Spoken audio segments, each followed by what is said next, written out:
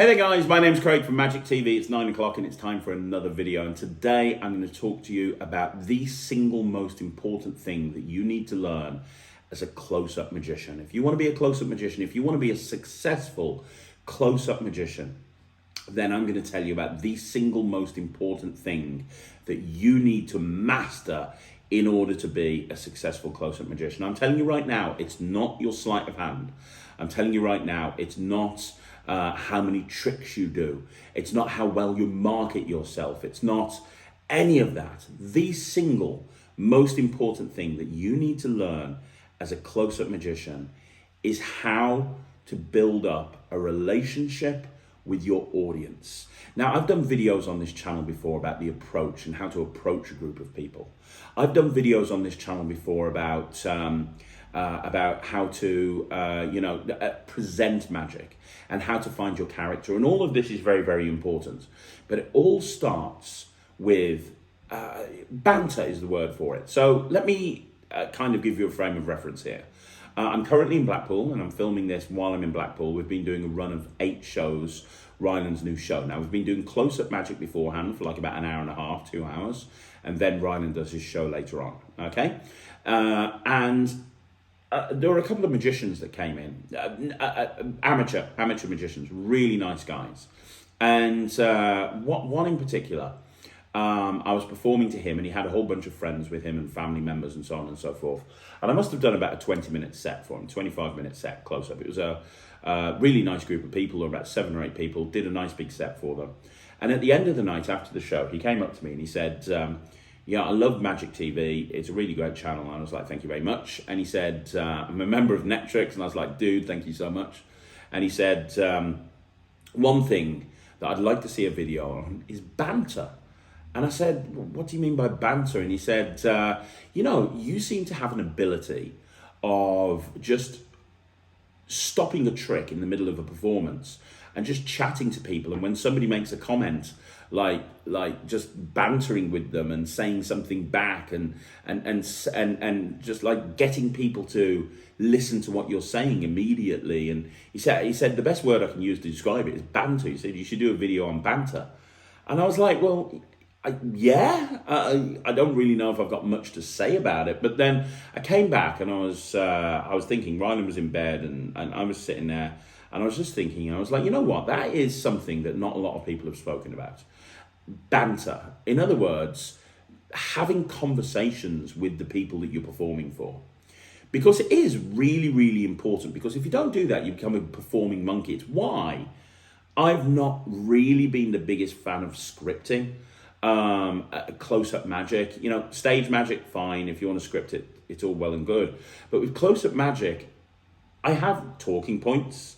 I know roughly the way that the trick is going to go and how it's going to start and how it's going to end. But I'm not going to script myself. And the reason I'm not going to script myself is because I want to have the opportunity to deviate off into another direction. And I do that an awful lot. Somebody will say something in the middle of a trick and that will cause me to go in a completely different direction with the magic that I'm actually performing to people. But not only that, don't be afraid when you're performing to have conversations with people and pause the trick to have a conversation and then start the conversation back again. Understand that people, one of people's favorite things is when they get to talk about themselves. People love to talk about themselves. They really do. So when I go up to a group of people, my goal is to find out about them first of all. So after I've done the initial approach, and I've done videos on the approach before, so we're not going to talk about that now, but once I've done the initial approach to a group of people, I then find out about them. It's like, oh, okay, so this week at House of Secrets is a perfect example. I'll say, do you come from Blackpool? Where do you come from? Oh, right, are you here on holiday? How long are you here for? What have you done while you've been here? I've probably spent the first couple of minutes talking about them and who they are and what they've been doing and what their likes are. Now, obviously, you can't do that in every single environment. If you're in one of those busy gigs where you've got 1,000 people to get around and you've got 2 hours and they've booked one magician, you've literally just got to go around and go, hi, pick your card. Is that your card? Thanks very much. See you later. Bye. But in most gigs, you have the opportunity to build up a relationship with people, first of all. We've all been to that group where somebody goes, oh, I don't like magic, right? More often than not, I'll win them over, and afterwards they'll go, oh, I didn't think I liked magic, but I like you. And one of the reasons is I don't make the performance about the magic. Magic happens, but really my goal is to be entertaining. My goal is to entertain the people that I'm performing for. If I can entertain the people that I'm performing for, I'd rather have people walk away from a close-up performance and have people say, that was entertaining than that was magical. Now, if I get both, that's great. It's amazing when I get both. But generally, as a rule, I'd rather have people entertained. And entertaining people can take so many different routes. It can be doing magic for them. It can be having a conversation with them. Like I say, people love having conversations about themselves. People love finding out about themselves, because if you have a couple of minute conversation about with who you're performing for, and you find out about them and who they are and so on and so forth, well, then that's great, because now you can tailor the magic. So, for example, in the bar the other day, I was speaking to somebody who had just been to a tattoo festival. Didn't have any visible tattoos, had some, but really likes tattoos. Now, looking at the guy, I wouldn't have realised that, but by having a little conversation with him, that he was at a tattoo festival that day, it allowed me to do some magic with tattoos, because obviously I've got a ton of magic with tattoos. If I hadn't have found that out about him, I would have gone in a completely different direction, probably. So I can tailor the magic that I do and make it more personal by finding out about the person. But it's also about, the biggest piece of advice I can give you is to read a book like How to Win Friends and Influence People, because that is ultimately the best magic book you can buy.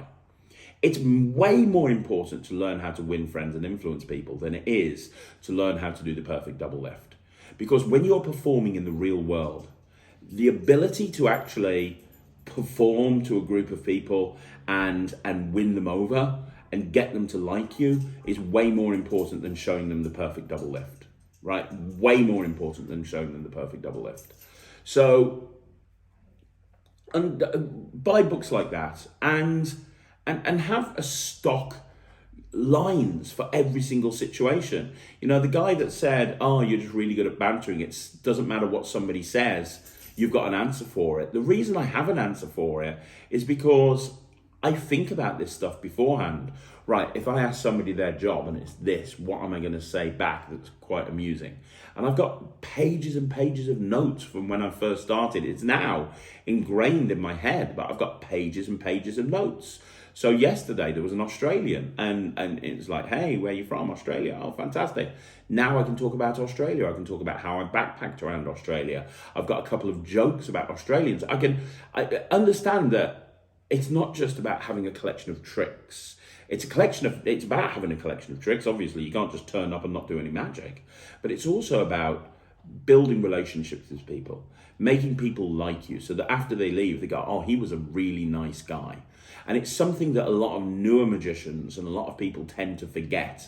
They tend to forget about that banter and how to banter with the audience. And the amount of people I see, and they're literally just performing to a group of people, and they say the same thing every single time. Hi, my name's Craig, I'm the magician, I'm here to do a magic trick. Look, have a look at this. This is a ball. Have a look at the ball. Is it okay? Yes, look, I'm going to put it in this hand and it disappears and it goes over there. How good is that? And they're doing the same thing every single time. Not deviating away from it at all, not making it a special performance for the people they're performing for, because they haven't found out about those people. It could be any audience anywhere in the world and they're just on autopilot.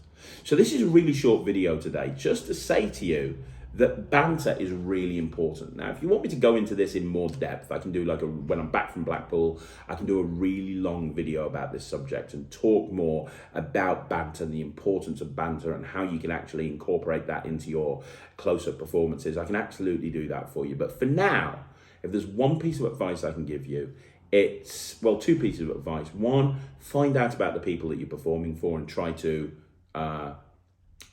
perform magic that would be more unique for them. And two, invest in a book like How to Win Friends and Influence People, because that will do more good for your act than it will do learning 1,000 magic tricks. So there you go, guys. That's another video in the bag. Do me a favor, let me know what you think in the comments down below. You want to see more videos like this, like the video, subscribe to the channel, leave a comment down below. I'm going to be back again tomorrow. at 6 o'clock with Magic Live. I'll be back at 9 o'clock with another video. But once again, thanks very much for joining me here on Magic TV. If you haven't already done so, please check out The Nectrix, www.thenectrix.com, and I'll see you again. My name's Craig from Magic.